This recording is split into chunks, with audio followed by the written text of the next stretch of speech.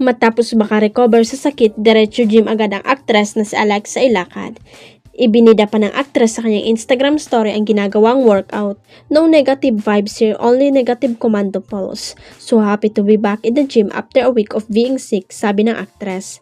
Matapos naman ang papawi sa gym, diretso food trip na rin sa Alexa at sinabing after workout treat ito. Sabi naman ng mga fans, sana tuloy-tuloy na ang pagsigla ni Alexa at huwag na siyang magkasakit. Pangarap naman ng mga fans nila ni Katie Estrada na sa next work at na Alexa ay kasama na niya ang binata. Naaalala niyo pa ba ang Taiwanese actress na si Barbie Su? Siya yung original na gumanap bilang Shunsai ng hit drama na Meteor Garden na ipinalalabas noong 2001. Nagluluksa ngayon ang maraming fans dahil sa biglaan niyang pagpanaw sa edad na 48. Ang nakakagulat na balita ay ibinandera ng National News Agency ng China na Focus Taiwan noong nakaraang araw, February 3. Ayon sa ulat, kinumpirma ng kanyang kapatid na ang naging sanhi ng pagkamatay ay dahil sa pneumonia matapos magkaroon ng influenza sa kasagsagan ng Lunar New Year. Our whole family came to Japan for a trip and my dearest and most kind-hearted sister Barbie Su died of influenza, induced pneumonia and unfortunately left us. Sad sa naging payag ng sister ni Barbie.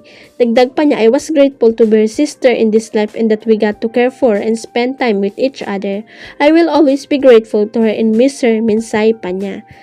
Ang mga naiwang mahal sa buhay ng aktres ay ang South Korean husband na singer at DJ na si Koo Jun-yup at ang 10-year-old daughter nila, pati na rin ang 8-year-old son ng Meteor Garden, star na anak niya sa dating asawa na si Chinese businesswoman Wang Xingfei.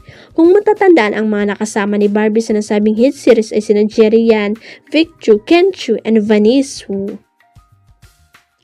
Sa isang panayam bago ang kanyang pagpanaw, nabanggit ni Barbie na meron siyang history ng mitral valve prolapse at epilepsy. Ayon sa isang health website, mitral valve prolapse is a valvular heart disease characterized by the displacement of an abnormally thickened mitral valve leaflet into the left atrium during systole. It is the primary form of myxomatous degeneration of the valve. There are various types of MVP broadly classified as classic and non-classic. Sa katunayan, muntik na raw siyang mamatay nang magkaroon ng seizure nang ipinanganak niya ang kanyang anak noong 2016. Ayon sa ulat, nito lang January 2025, nagbakasyon si Barbie ang kanyang pamilya, kabilang ang younger sister niyang si Dixu sa Japan. Doon daw nagkaroon ng flu or influenza si Barbie at na-ospital hanggang sa magkaroon ng pneumonia na naging sanhi ng kanyang pagkamatay nitong February 3. Huwag kalimutang i-click ang subscribe button at i-ring ang notification bell para sa latest at legit chika updates.